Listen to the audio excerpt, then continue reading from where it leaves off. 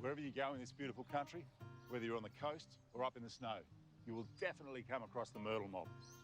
With genera such as eucalyptus, callistemon, melaleuca, and leptospermum.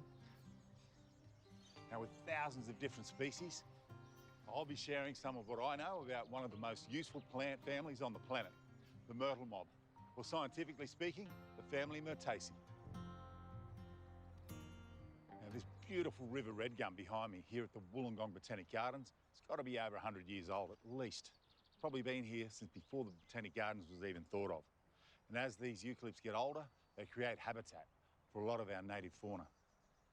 One of the coolest things about so many of our eucalypts is the way that they're able to protect themselves. In the case of falling limbs, they're able to form this scar tissue that butts out from the tree like this burl. And if we cut it from the tree, we hollow it out, you get this amazing bowl. Similarly, the smaller branches that fall can form these hard and solid scars that can also be hollowed out and used as bowls or drinking cup. Just behind me, you can see a very small burl starting to form on the trunk of this tree. It may even get to this size at some point.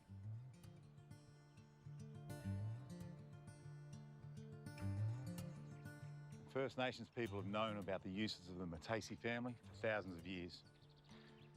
Be it Yidaki or didgeridoo, it's been used by the top-end mobs and out west for a long, long time. Pieces of art like this snake make you feel good in making them. Fire sticks and the nice straight arm of the eucalypts into the end like this, turning it until it gets hot enough. To the Woomera or Woolman, some of the artwork from the Yolngu mob up north.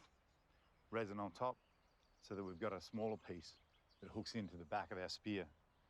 They fit into the end like this. We hold on to our spear and then pretty much we launch it. Just like that. So useful, so clever. In fact, the myrtle mob have many uses, including medicines. And antibacterial compounds can be extracted from the foliage, flowers, resins, and barks. We know and love these trees as tea trees or paper barks. This bark I brought from home, Melaleuca quinquenervia. A little more firm, pretty solid, great for shelters. Putting it into the bottom of a coolamon perhaps. The prickly leaf tea tree, Melaleuca staphyloides, a lot softer, great for bandages and things like that, little band-aids even. The oil content within the foliage, it's a great antiseptic. It's been used by Aboriginal people for thousands of years. It's been available commercially for a fraction of that, a very useful species in the family Myrtaceae.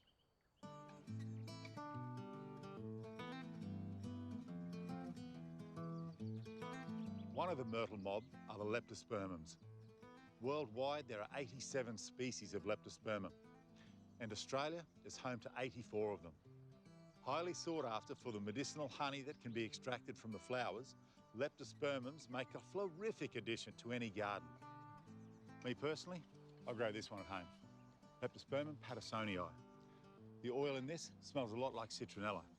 You can also rub it onto your skin, but you do have to be careful. Try a little bit on a sensitive part of your skin, perhaps your wrist. If it doesn't agree with you, don't use it, put it in a vase.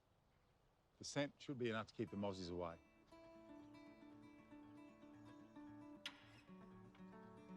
Now, on the edge of our rainforest, and even in the middle, you might find one of our tastier genus in the family Myrtaceae, the Syzygiums. Also known as lily pillies, they are a really tasty fruit. You can see them as street trees, ornamentals, even in pots. They're a great plant to grow at home because you can get dwarf versions, you can get these really, really beautiful cultivars. One of my favourite members of the myrtle mob is the midgeonberry. Produces a juicy cinnamon tasting berry, and they're right throughout my garden. And the fragrant myrtles are fantastic. They'll grow in a part shady position, in a pot or along a path. Plants such as lemon myrtle and aniseed myrtle, they're handy additions to your first aid kit and for flavouring food.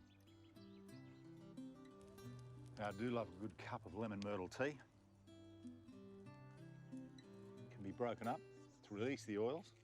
And in the case of lemon myrtle, we've got citral, beautiful oil. Great if you've got a headache, you can rub it on if you like. You can get quite a bit of aromatherapy going on. Pop your leaves in. You can use that as an inhalant. Great for clearing your sinuses. And we'll wait a little bit. Very soon, I'll have a lovely cup of lemon myrtle tea to relax and enjoy. Our myrtle mob have been extremely useful for thousands of years, and they'll continue to be used for many more to come. So go on, get out in amongst it. Meet the myrtle mob, appreciate old friends, and invite new favourites to your place.